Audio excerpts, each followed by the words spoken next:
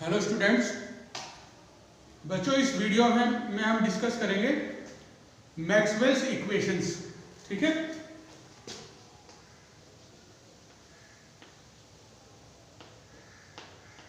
Maxwell's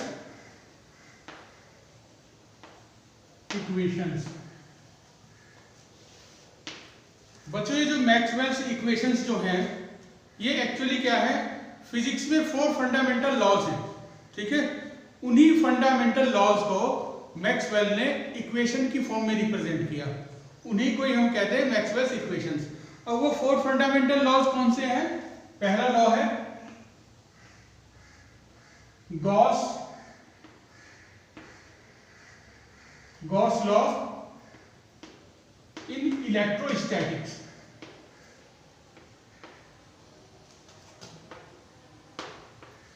Gauss law in electrostatics.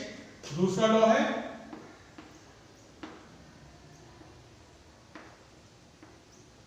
Gauss law in magnetism.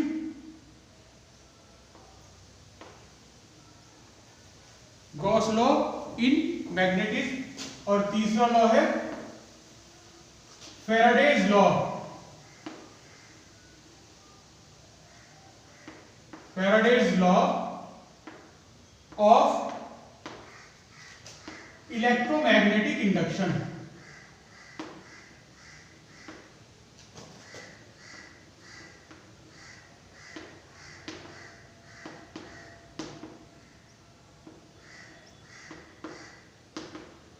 Faraday's law of electromagnetic induction. और fourth law है ampere circuital law.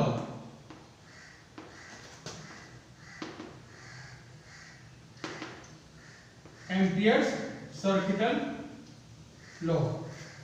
ये जो 4 law हैं, इन्हीं laws को मैक्सवेल ने इक्वेशन की फॉर्म में रिप्रेजेंट किया, उन्हीं को ही हम कहते हैं मैक्सवेल्स की इक्वेशंस। अब वन बाय वन हम इन लॉज को डिफाइन करते हैं। क्या? फर्स्ट लॉ की बात करते हैं, गॉस लॉ इन इलेक्ट्रोस्टैटिक्स। बच्चों जैसा आपको पता होगा, ये लॉ क्या कहता है, surface integral of electric field through a closed surface is 1/ε0 time the charge enclosed by the surface. अब इसको हम इक्वेशंस की फॉर्म में ऐसे रिप्रेजेंट कर सकते हैं,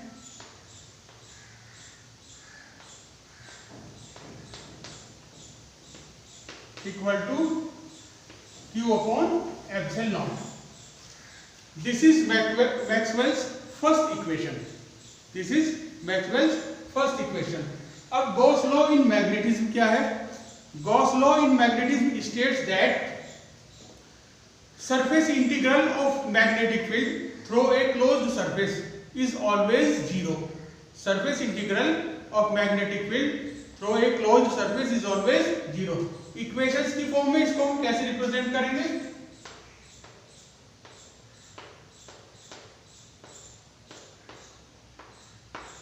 equal to 0। Surface integral through a close surface is always 0। ठीक है। थर्ड लॉ है Faraday's law of electromagnetic induction. This law states that induced EMF in a circuit is always equal to the time rate of change of magnetic flux through that surface.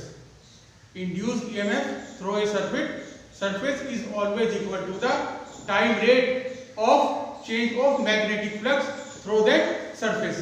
इसको हम equation की फॉर्म में ऐसे represent कर सकते हैं, E equal to minus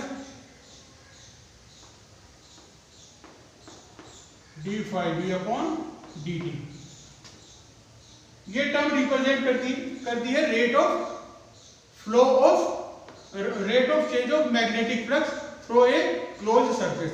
अब क्योंकि जो ईएमएफ है उसको line integral of electric field की फॉर्म में भी हम रिप्रेजेंट कर सकते हैं। किसकी फॉर्म में? Line integral of electric field की फॉर्म में। तो ये इक्वेशन बन जाएगी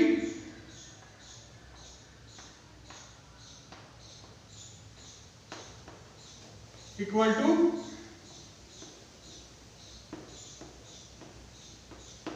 अपॉन dt। ये जो इक्वेशन है इसको कहते हैं फोर्स इक्वेशन ऑफ मैक्सवेल्स या मैक्सवेल्स थर्ड इक्वेशन। अब फोर्थ इक्वेशन की बात करते हैं। फोर्थ इक्वेशन क्या है? Amperes circuital law. This law states that magnetic flux through a closed surface is always equal to the mu naught time to the current flowing through that surface या mu naught time to the total current in the surface in the circuit। इसको हम ऐसे represent कर सकते हैं, magnetic line integral of magnetic field.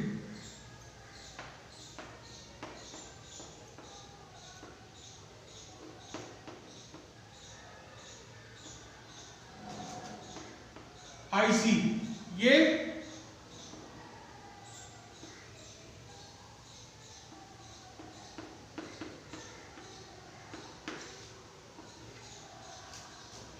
दो तरह के करंट होते हैं, ये कंडक्शन करंट और ये टर्म रिप्रेजेंट करती है डिस्प्लेसमेंट करंट। टोटल सर्किट में जो टोटल करंट बनता है वो इन दोनों करंट को मिला के बनता है।